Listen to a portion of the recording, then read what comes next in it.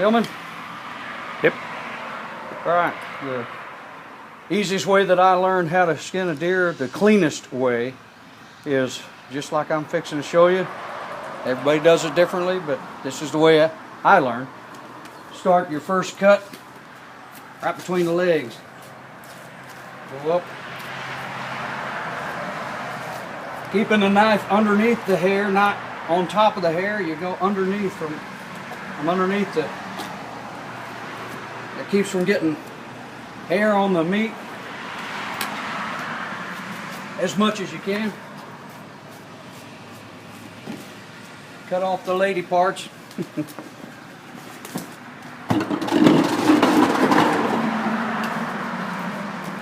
From there,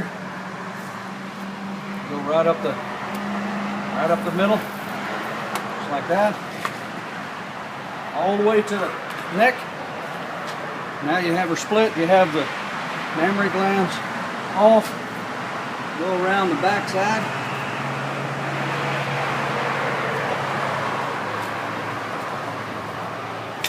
Take out the smart pills.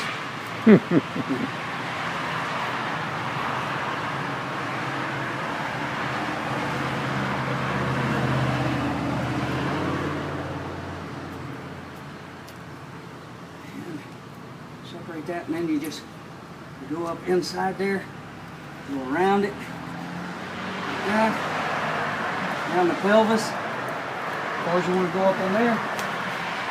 Water is your friend. You always keep it rinsed off. The more you can do that, the cleaner it'll be. Then you take one leg, make a slit like that, go up the leg like that, put it between your legs, that'll hold it tight, and then you want to get that fold of meat to stay with the carcass, not on the hide. That's where you start pulling the meat with the hide, if you don't get that off with the carcass. And then you just peel down the leg, take this, just pull it down like that, and you're good to go. Always keeping one hand to hold the hide with, one hand to cut the meat with. When you swap hands, that's where you get the game taste. So you want to have a hide hand, a meat hand, until you rinse it off with water. Keep your hands clean. And you have this tag of hide, pull it down as far as you can. You take this, and there's tendons that make a V right here. You go right in those tendons. You go all the way around those. You can just break a leg like that, turn around, cut like that. You don't need limb loppers.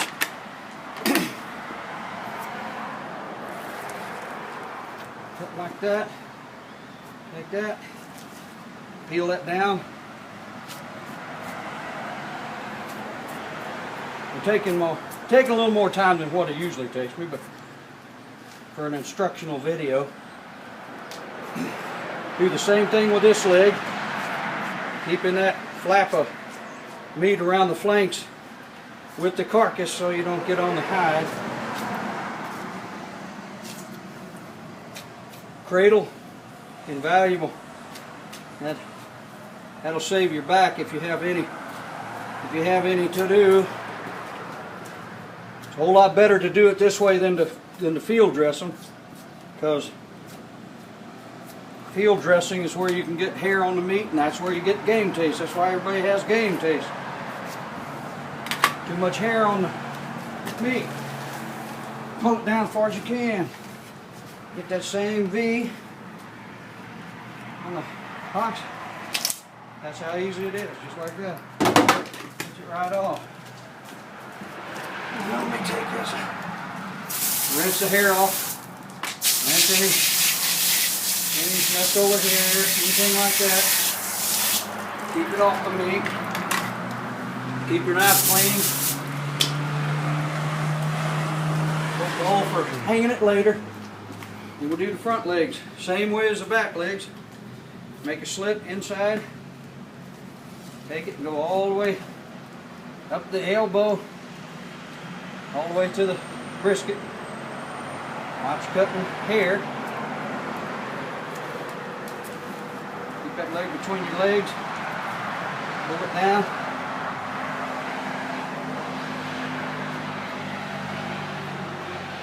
Always want to keep the hair away from the meat as much as you can.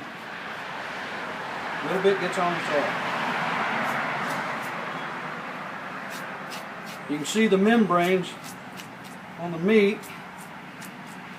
and between the meat and the hide. You want to keep as much of that with the carcass, because that's where your meat comes off with the hide. If you don't do that, and you peel it as far as you can around the knee till you get a tag like that. Cut it off. You hold that up, pull that down. This one, you can see where the leg bends right here. Just take your knife. There's a tendon right there. You cut that. Go around the tendons on the knee. Breaks just like that. Easy peasy.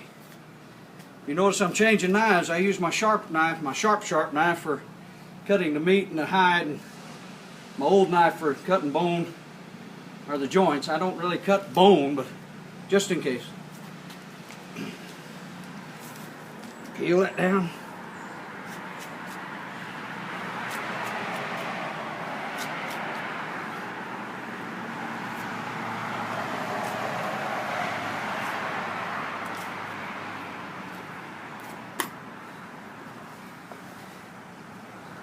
It's good to keep the foot between your knees, so that keep that leg tight, pulled tight, so it doesn't get in your way. Get that little tag in the hair, you pull it. The meat comes off with the carcass, not on the hide. It's no meat on that hide. That way, if you're gonna tan the hide or send it in, there's no meat on it. All I got to do is salt it and tan it, and you get them a whole lot faster. Taxidermists are happy when you do that. Takes all the work out of them. More work. Keep this meat with the carcass. This is where you can, right here is where you, if you don't get this meat right here, that's where the hide will pull that meat off, and you'll have enough meat on that hide to cook fajitas. Once you get it started like this, make sure your hands are clean. Again, this is my hide hand. I hold it here. This hand I've just been using for cutting with the knife. Make sure it's clean, and just go in between there. Push it like that. Push it like that.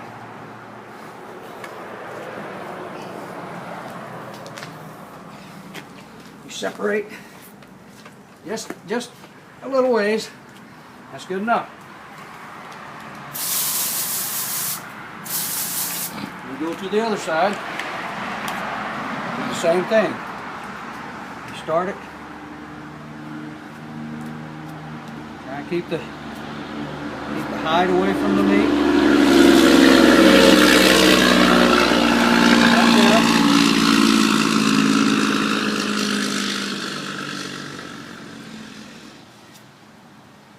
And that's where a lot of people get in the bind right there, when you leave that right here, this flank muscle, all this membrane.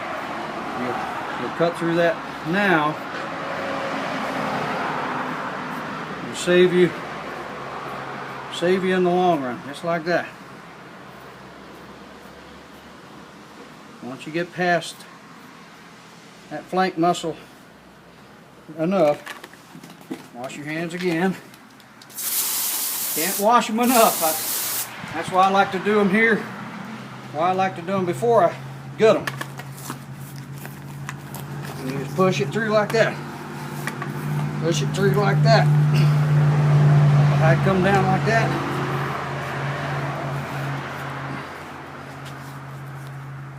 Push it through like that. If you have a little piece like this tag in, you just take your knife and get it going again. Takes a little practice to get that right and get that going your way, but once you get it, all right. You want to take it, skin the neck as far as you can,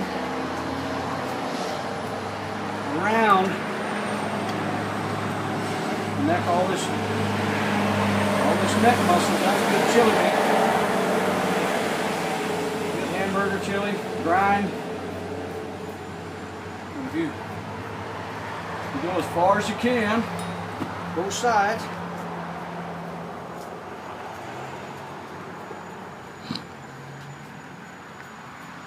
Then you don't have to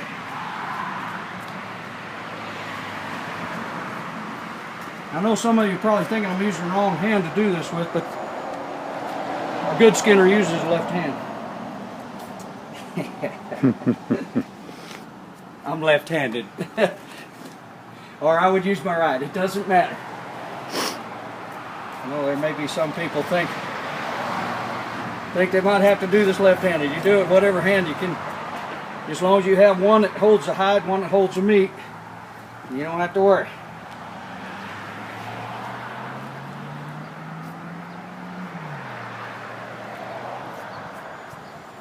But take time, do this.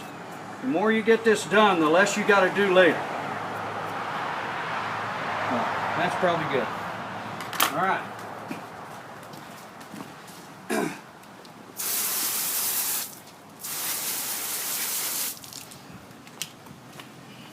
Now, once you get that hide done that far, then you take your knife,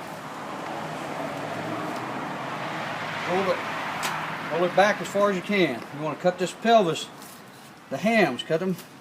Be careful of touching that gut right there. Because that's right behind this place right here is the belly. You don't want to pop it. So once you get it started, you can stick your finger in there, get it started like that. Just take your knife, run it just like that. Now you can cut the brisket with your knife, but I won't. I'll use a saw. But you gotta be careful. You don't want to pop a gut. If you got a weak stomach, I don't, but some people do.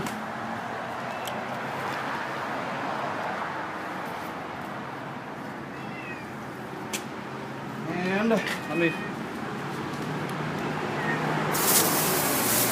wash my hands again.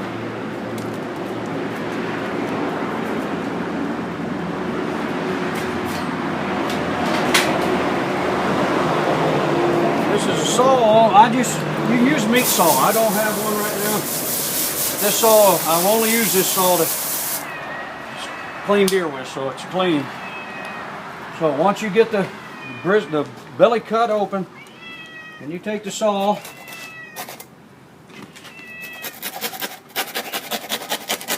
and you saw the hams in two. That's good. Then you go up here to the brisket. Start up here. Don't start back here. You start back here, you're going to pop a gut. Start right here. Make sure you split the brisket. Once you get in here, then you spread it with your fingers. Watch coming back. Right there. That's as far as you need to go. That's all you need to do. That part is done. Now, we'll hang it. Hang it. Put your gimbal in the pre-cut slots we did on the hams. And you start raising it up. You got a building to do this in, it's a lot better. These are nice. All we got right now. Raise it about that far. Come around this way. Backside, I'll show you how to peel. Once you raise her up where her butt's in the air, then you take your hands, and you grab both deals, and you just roll your knuckles like that. And you roll your knuckles like that. See?